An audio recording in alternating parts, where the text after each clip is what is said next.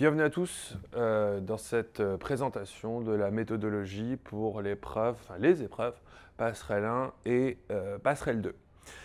Alors, un certain nombre de conseils très basiques, mais qu'il faut absolument avoir en tête.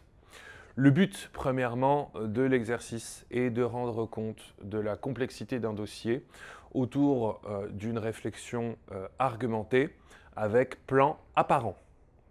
Ça, c'est commun, bien sûr, à Passerelle 1 et Passerelle 2. Alors, comment il faut s'y prendre? Et qu'est-ce qu'il faut faire? Premièrement, qu'est-ce qu'il faut faire? Il faut réussir à comprendre, analyser et synthétiser l'intégralité des documents qui vous sont fournis autour de la thématique qui vous est également fournie.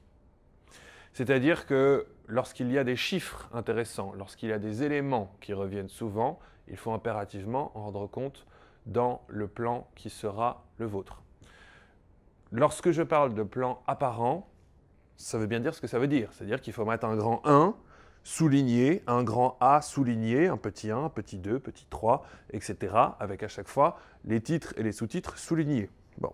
Les renvois aux documents doivent être très clairs. À chaque fois que vous faites un appel à un document, quel qu'il soit, vous mettez le document en question entre parenthèses.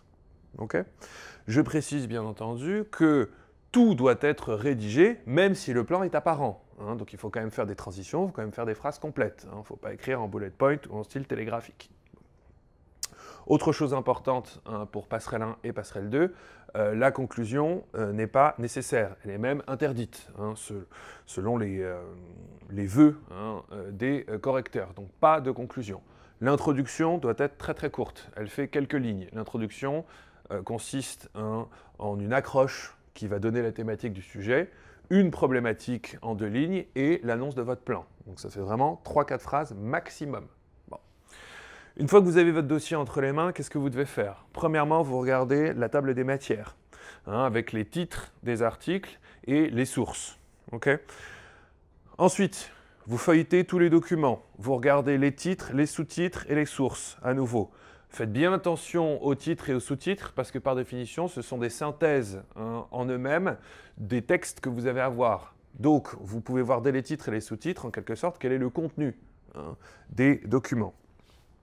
Il y a en général entre 3 et 5 idées majeures à retenir de chaque document. Donc, faites le calcul. En général, il y a une dizaine de documents, donc ça fait 5 x 10, à peu près 50 idées et à peu près une quinzaine, vingtaine d'illustrations à retenir. Règle d'or, je l'ai déjà dit, je le répète, dès l'instant où un élément revient à plusieurs reprises dans plusieurs documents, il faut impérativement y faire écho dans la synthèse finale. Idem pour les chiffres. D'accord ? Il faut également être précis. N'hésitez pas à citer les chiffres tels qu'ils sont. Attention aux citations, cela dit, il vous est strictement proscrit de faire des citations de phrases entières. Bon.